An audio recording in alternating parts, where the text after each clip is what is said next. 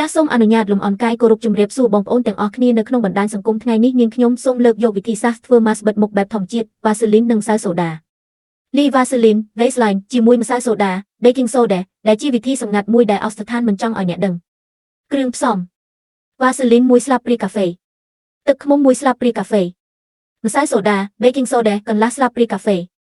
ប្រេងដូង1ស្លាបព្រាកាហ្វេរបៀបធ្វើនិងប្រើប្រាស់ដាក់គ្រឿងផ្សំទាំងអស់ចូលក្នុងចានរួចកូរឲ្យសព្វរយៈពេល1នាទីយកមកលាបលើផ្ទៃមុខរួចទុកចោលរយៈពេល15នាទីលាងសម្អាតចេញវិញជាមួយនឹងទឹកក្តៅអន់ៗអត្ថប្រយោជន៍ជួយជំរុះកោសិកាស្បែកងប់ធ្វើឲ្យស្បែកមុខភ្លឺថ្លា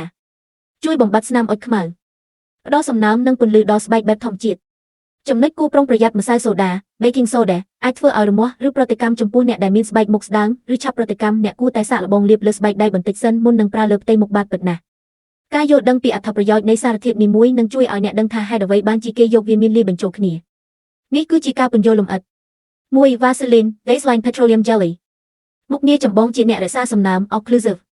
អត្ថប្រយោជន៍វាជួយបង្កើតស្រទាប់ការពារស្ដើងមួយលើស្បែកដើម្បីទប់ស្កាត់ការបាត់បង់ជាតិទឹកវាធ្វើឲ្យស្បែកដែលគ្រើមឬប្រេះក្លាយមកជាទន់រលោងវិញយ៉ាងឆាប់រហ័ស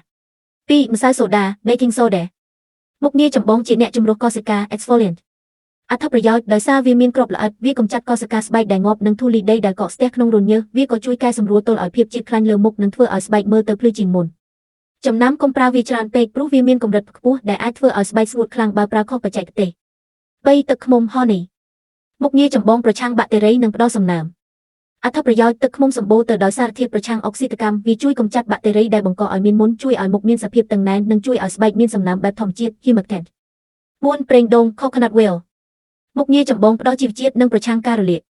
អត្ថប្រយោជន៍ប្រេងដូងសម្បូរទៅដោយអាស៊ីត Lauric acid ដែលជួយកាត់បន្ថយការរលាកឬក្រហមលើស្បែកវាក៏ជួយបំពេញចន្លោះកោសិកាស្បែកធ្វើឲ្យផ្ទៃមុខទន់រលោងនិងមើលទៅមានសុខភាពល្អសេចក្តីសន្និដ្ឋាននៅពេលសារធាតុទាំងនេះលាយបញ្ចូលគ្នាម្សៅសូដាជំរុះកោសិកាចាស់ទឹកឃ្មុំនិងប្រេងដូងចូលទៅជួយចិញ្ចឹមនិងសម្លាប់មេរោគ Vaseline ជាអ្នកបិទគប់រាល់ជីវជាតិនិងសំណើមទាំងអស់ឲ្យនៅជាប់ក្នុងស្បែកបានយូរ